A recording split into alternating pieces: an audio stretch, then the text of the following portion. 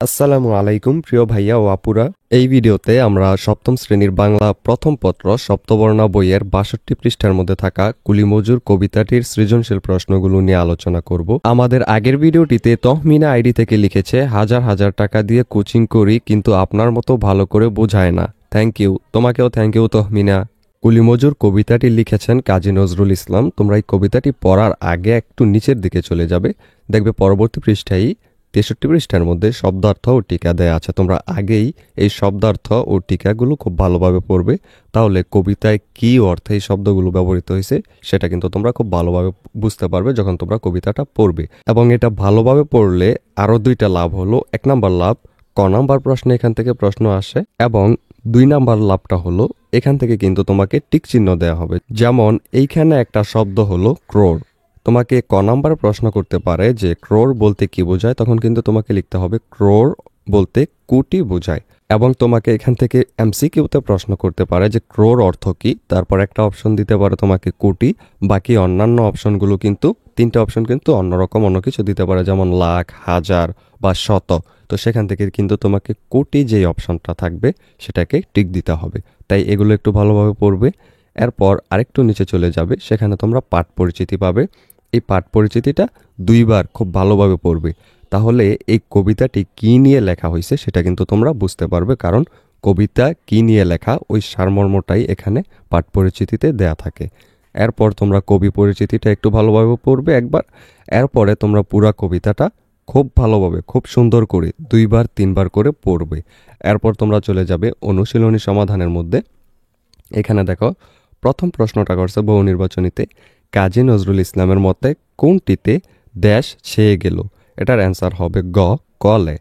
এরপর ২ নম্বর, কুলিমজুর কবিতায় কবি শ্রমজীবীদের জয় গান গেয়েছেন কারণ তারা, এর অ্যান্সারটা হবে ঘ নাম্বার ১, ২ ও ৩, অর্থাৎ এই তিনটাই অবহেলিত, সভ্যতার নির্মাতা এবং অধিকার বঞ্চিত। এরপর ৩ নম্বর কোয়েশ্চেনটা হলো, এই কবিতার অংশটুকু পড়ে ৩ ও ৪ নং প্রশ্নের উত্তর দিতে বলা হয়েছে। দেখো এখানে বলছে, পরবর বলি যাহাদের গালি পারিল ক্ষুদ্র মনা, কূপমণ্ডুক অসংযমীর আখ্যা দিয়াছে যারে, তারি তরে ভাই গান রচে যাই বন্দনা করি তারে। এখন ৩ নম্বর কোয়েশন হলো, কবিতাংশের ক্ষুদ্র মনা কুলিমজুর কবিতায় বর্ণিত কোন অংশের প্রতিনিধিত্ব করে? এটার অ্যান্সার হবে ক, বাবু শব্দের। এরপর ৪ নম্বর কোয়েশ্চেন, কবিতাংশের মূল ভাব কুলিমজুর কবিতার কোন চরণে প্রতিফলিত হয়েছে? এর অ্যান্সার হবে খ, তারাই মানুষ তারাই দেবতা গাহি তাহাদেরই গান। এরপর সৃজনশীল প্রশ্নের মধ্যে থাকা যেই উদ্দীপকটা আছে সেটা তোমরা কিন্তু ২ বার ৩ বার খুব ভালোভাবে পড়বে, তাহলে সৃজনশীল প্রশ্নটা কিভাবে সাদৃশ্যপূর্ণ সেটা তোমরা ভালোভাবে বুঝতে পারবে। এখানে ক নাম্বার কোয়েশ্চেনটা হলো, কুলিমজুর কবিতায় রেলপথে কোনটি চলে? এর অ্যান্সারে আমরা লিখব কুলিমজুর কবিতার রেলপথে বাষ্প শকট চলে। এরপর খ নাম্বার কোয়েশ্চেনটা হলো, সুদিতে হইবে ঋণ কথাটির দ্বারা কি বোঝানো হয়েছে? এর অ্যান্সারে আমরা লিখব শ্রমজীবী মানুষের ন্যায্য পাওনা বুঝিয়ে দিতে কবি ঋণ শোধ করার কথা বলেছেন। শ্রমজীবীর অক্লান্ত শ্রমে রাজপথে মোটর চলছে, সাগরে জাহাজ চলছে, দালান কোঠা গড়ে উঠছে, মূলত লক্ষ কোটি শ্রমিকের হাতে মানব সভ্যতা গড়ে উঠেছে, আর সেই সভ্যতার ফল ধনিক শ্রেণী ভোগ করছে। তাদের শোষণ আর শাসনে শ্রমজীবী মানুষ তাদের ন্যায্য অধিকার থেকে বঞ্চিত। কবি মনে করেন, সামনে শুভ দিন আসছে, শ্রমিকরা সচেতন হয়ে উঠছে। দীর্ঘকাল ধরে শোষণের ফলে শ্রমজীবী মানুষের যে দাবি বা অধিকার জমা হয়েছে, ধনিক শ্রেণীকে তা শোধ করতে হবে। এ প্রসঙ্গে কবি উক্তিটি করেন।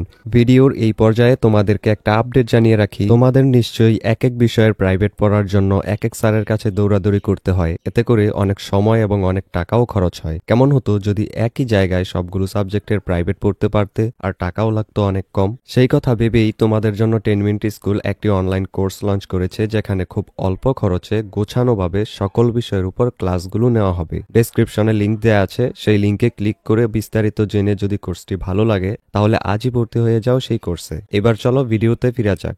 এর পরবর্তীতে গ নাম্বার প্রশ্নটা করা হয়েছে, চেয়ারম্যান সাহেবের ছেলের আচরণে কুলিমজুর কবিতার কোন দিকটি প্রকাশ পেয়েছে ব্যাখ্যা করো। এবং ঘ নাম্বার কোয়েশ্চেনটা হলো, চেয়ারম্যান সাহেবের মনোভাব কুলিমজুর কবিতার মূল ভাবেরই প্রতিফলন, বিশ্লেষণ করো। এই গ এবং ঘ এর অ্যান্সার আমরা দিয়ে দিচ্ছি, এখান থেকে অ্যান্সার শুরু।